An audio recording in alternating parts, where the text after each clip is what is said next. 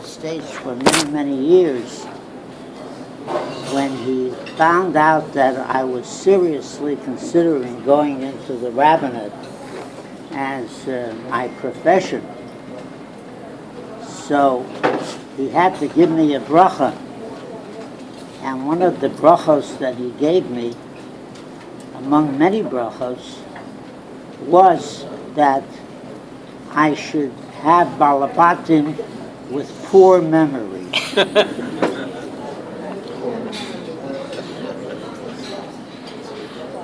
And I didn't appreciate what he said to me at the time until I had become immersed in this profession, and I realized what he meant.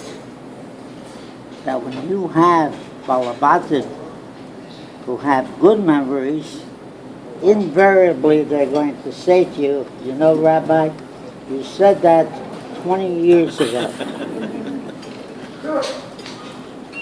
Now, I just want you to know that the father of the chassan, that Joe, has, I don't know if he has a photographic memory when it comes to other things, but he will always remember something that he heard from me many, many years ago. And so my question was, what should I speak about this evening that he shouldn't come over to me later and say, I heard that from you in the month of June on the 10th day of the month, except that at that time you used a few different words and it wasn't completely what you said tonight. But seriously speaking, this is a trait that is true not only of Joel, but it's a trait that is true of the entire Steinmetz Mishpacha, and that the Rebbeinu Shalom blessed the Mishpacha with Kishronos, and those Kishronos, of course, are part of the family, and it's something that I always appreciated, the fact that in the audience at all times when I would speak, there would be those who had a tremendous understanding and insight, and they appreciated, and that causes one to work very hard on preparing something that should be with some kind of a chiddush.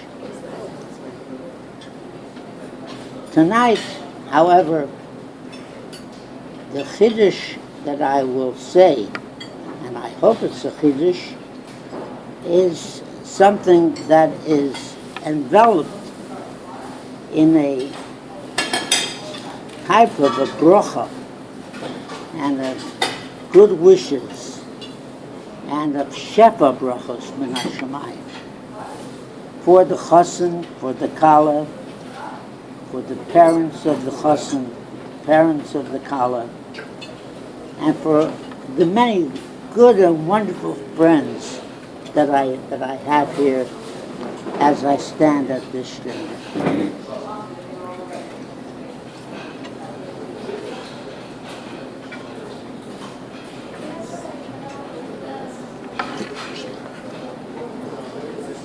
You know, we have a tendency, although I myself have very often questioned whether it's an absolute kind of a halacha that you try to speak about the Parshas HaShavua, or at least you try to weave it in, that it should be part of the Divrei Torah that you speak at a simcha such as this.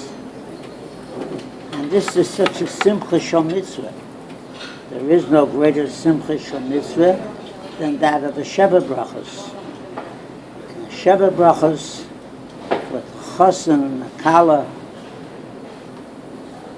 a few days after the chasana, and as they stand on the threshold of an exciting and beautiful life together that should be blessed with the Shefa Brachos Min HaShamayim, it is then that you try to find at least a few words that will be meaningful and significant, not only to the chassan and to the kala, but above all to the mishpachos. To the mishpachos of the chassan, the mishpachos of the kala, and also to the others who are gathered.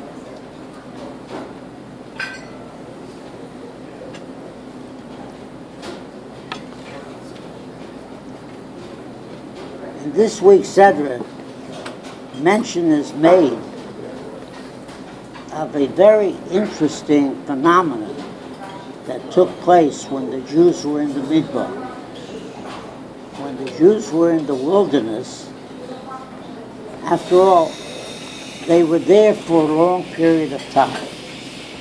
They were there, Arba'im Shana Okut B'Dah, for 40 years.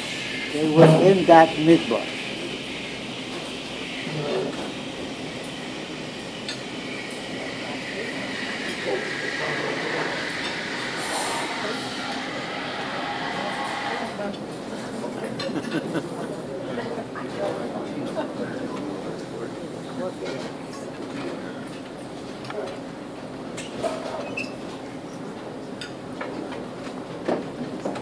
For 40 years they were in that Midbar, and they didn't have any department store. They didn't have any kind of a retail outlet where they could go shopping. Now, if you are an Israeli and you know about Israel, then you know that the one question that is asked by Israelis when they go traveling in Europe or any part of the world, they immediately want to know about Kniyot. Is there a place where you can go shopping? And here we have a case of a door of a generation that came out of Mitzrayim, that had clothing and had shoes, and miraculously the Torah tells us that the clothing and the shoes did not deteriorate. Imagine 40 years in a hot wilderness, in a hot desert.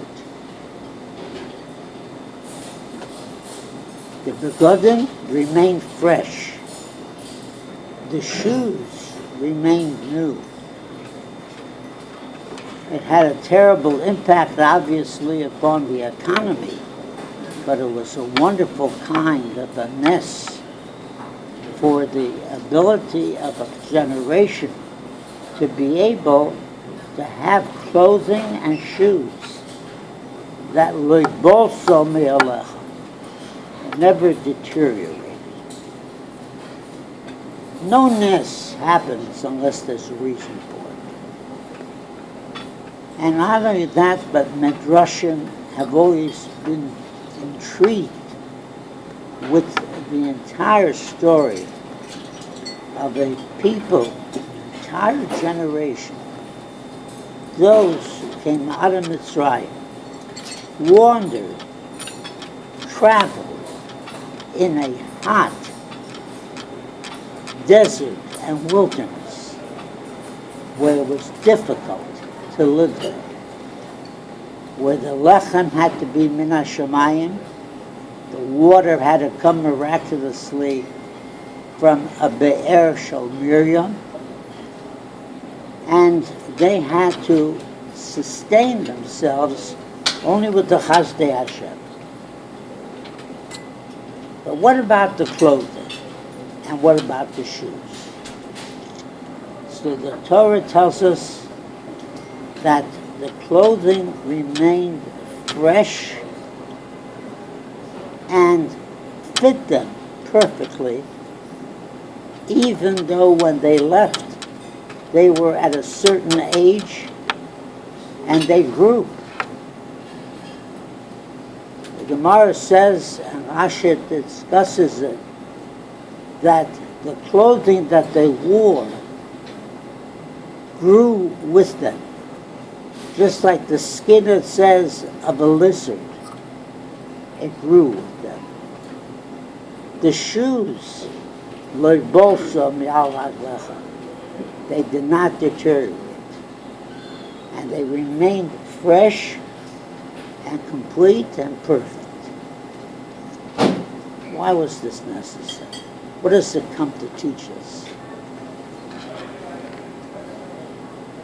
The Balei Musar say that it isn't just a nes, but it's a tremendous Musar Haskell.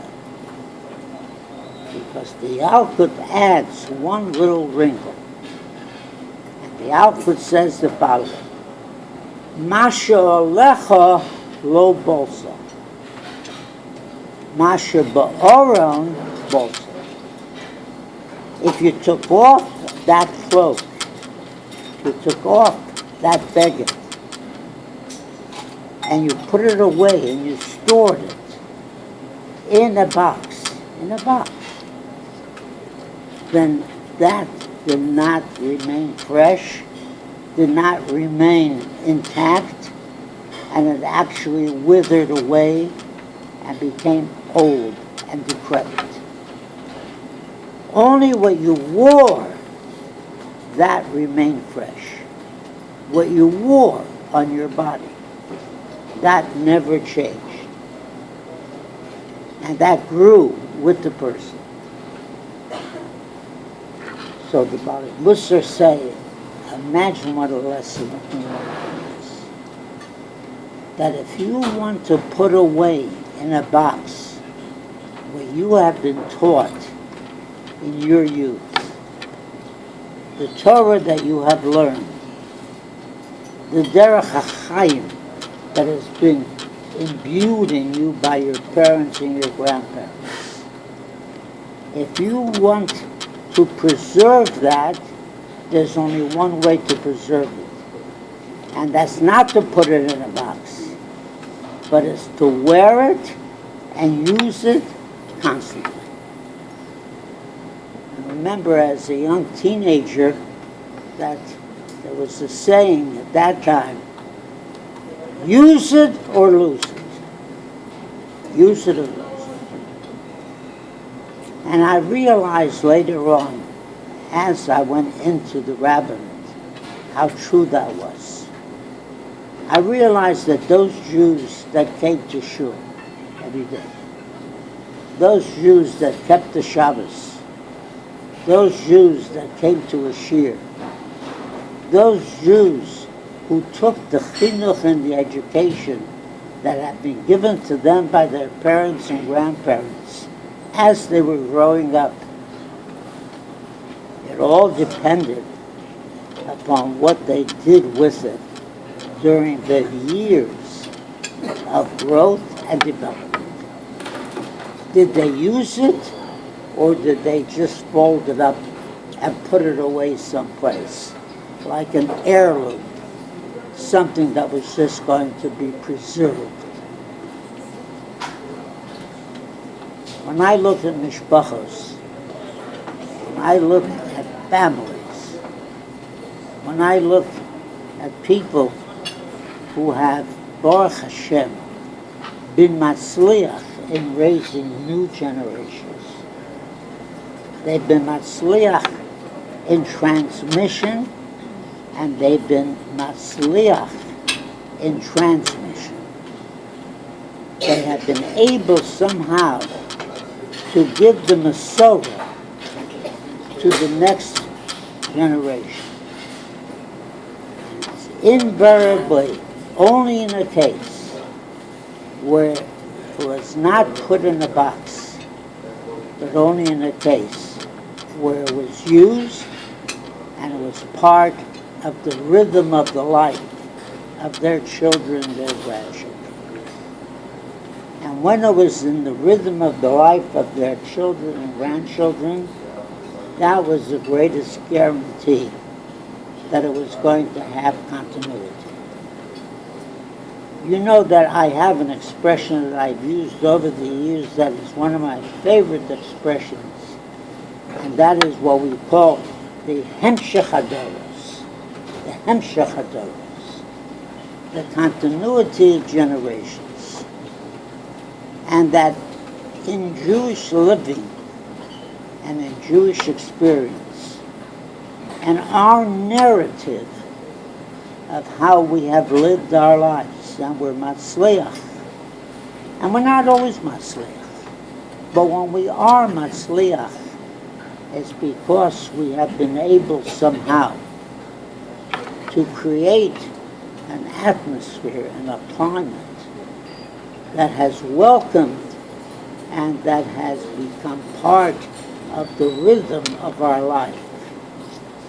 And it is something that has continued midor lador. When we come to a Sheva Brachas like we had this evening, when we come to a Sheva Brachas of these mishpachos, and it was mentioned before about the fact that Jerry, Oliver Shalom, his greatest dream was always to be able to go to Eretz Yisrael. His greatest dream was to be able to live in Artzeinu HaKadosha. He had a love for Eretz Yisrael that was boundless. And even though he was not Zocha himself, to spend many years and to have the opportunity to grow old in Eretz Yisrael and to be part of a kehillah and to be part of a yishuv that to him was the ikar shebeikar. But I just had the opportunity recently of hosting together with Shirley to host some of our grandchildren, great-grandchildren, who live in different parts of Eretz Yisrael, and who came to spend some time with us this summer. And this one is from Ramat Bet Shemesh. This one is from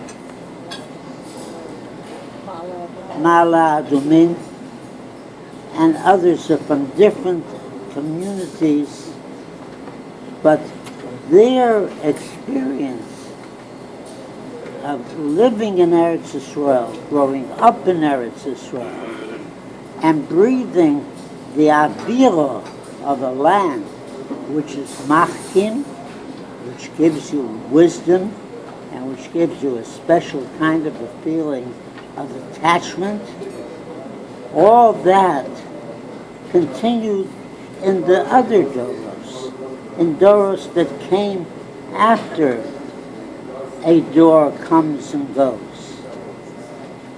And I was very, very sensitive to the fact that the Rabbeinu Shalom has his cheshbenos, and that as we go from door to door, as we go from generation to generation, we have no way that we can write the script ourselves.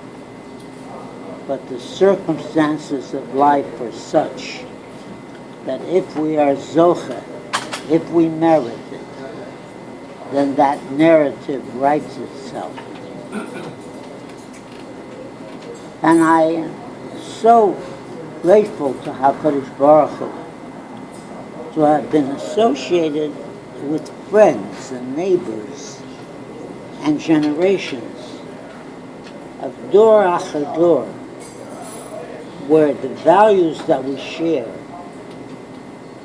the beliefs that are common to us, and that rhythm of life which is based upon Torah and mitzvahs, that I have been zocheh to have that as that which gives me my chiyus, and the chiyus that I see being continued Dor Achar Dor.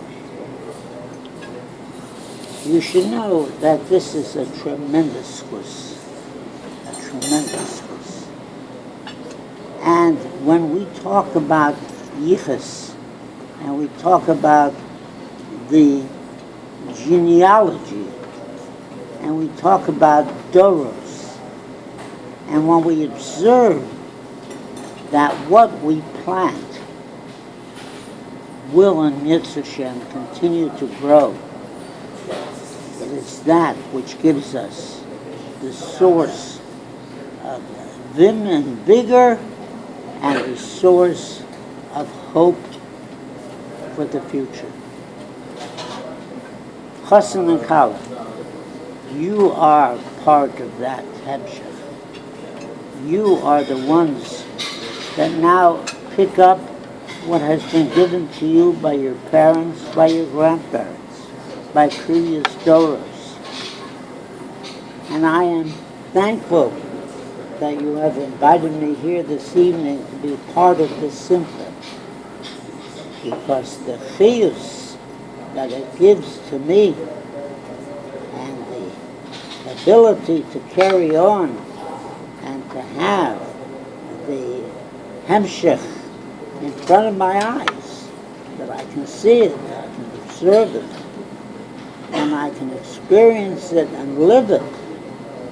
That is the most important bracha that HaKadosh Baruch Hu can give to me, to my wife.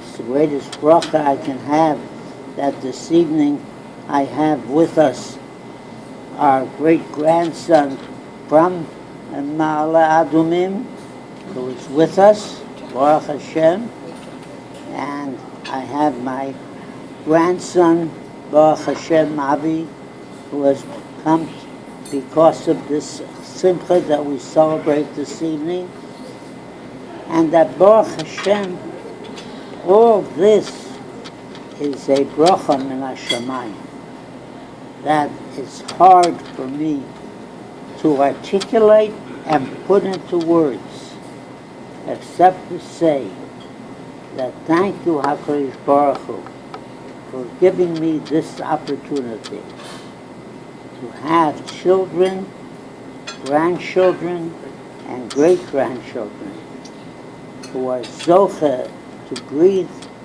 the air of Arseinu HaKadosha and are able to be mamshech and to translate the dream of generations into the reality of today. Mazel tov to all of you, and mazel tov, and thank you for inviting me here this evening.